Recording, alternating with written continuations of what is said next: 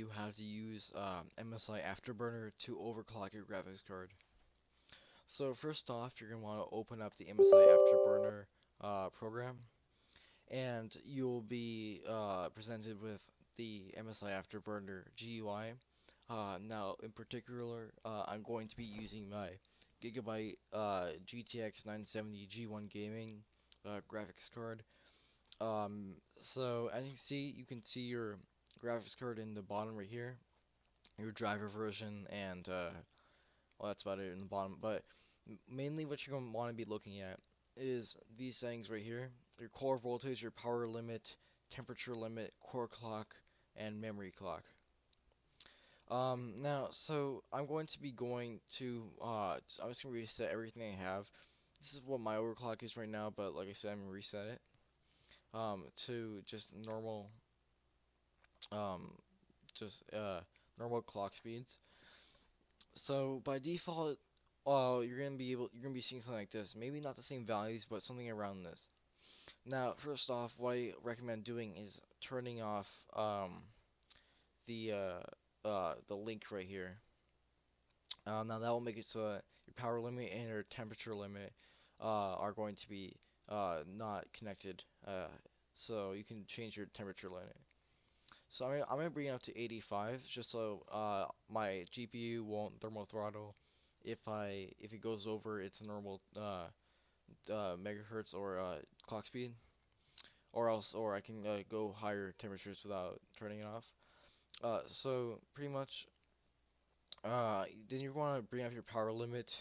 I always do it to the highest right here, 112. Don't worry, you'll be safe. It's just how much. It's just a limiter, but it won't go over a certain amount unless you go open up the core voltage and you raise that. Um, so now that you've done those two things, now is the fun part.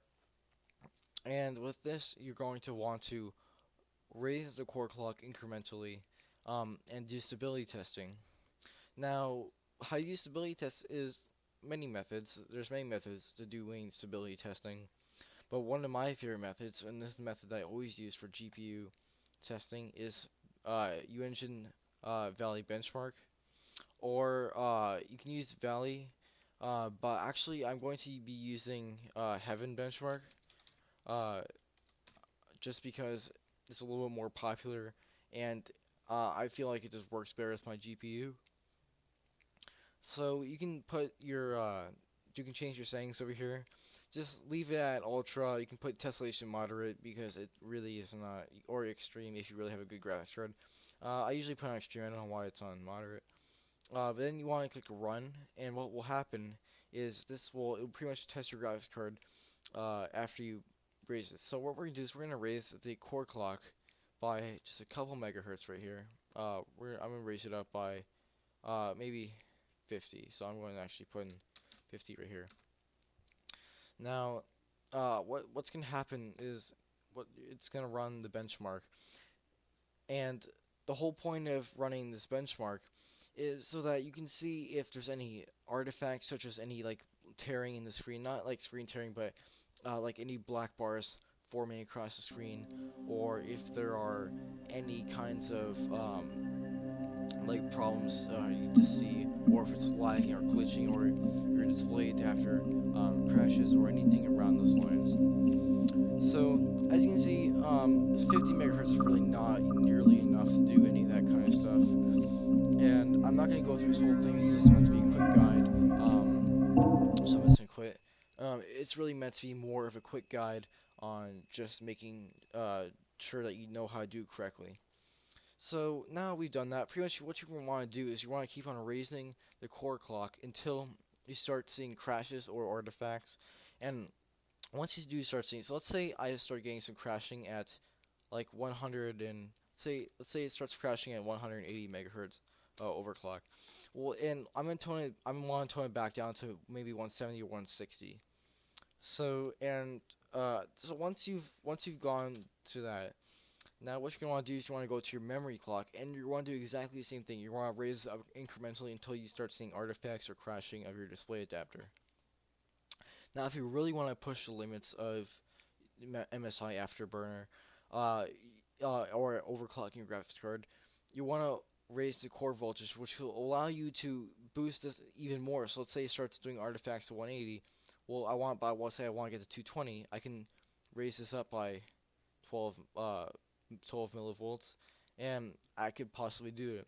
But I recommend doing core voltage unless I recommend not doing it unless you completely know what you're doing and completely know like the hazards, because if you do overvolt your graphics card, it will destroy it. I'm not responsible for anything um that happens along this line, so do not blame me if you screw up your graphics card.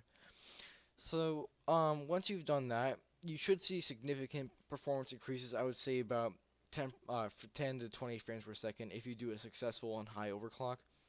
You pretty much squeeze every last drop out of that overclock. If you only do by a little bit, you only see a little bit difference, but it's always good to do it. Especially with a card like the G1 Gigabyte, G1 Gaming. It has a really good cooler. It has the Wind Force cooler on it, and I'm not afraid of this thing overheating at all. So yeah. So again, this is just meant to be a quick tutorial on how to do it. Assuming that you already had some bit of knowledge, we just want to make sure. If you really need an in-depth review on this, you can check out some other YouTube videos. There are great ones, but this is really meant just to be a quick one, just to get your feet wet and hopefully help you along those lines.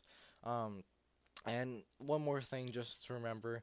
There are profiles right here, so you can save overclocking profiles. This is the one I've saved to right here. This is the one I use.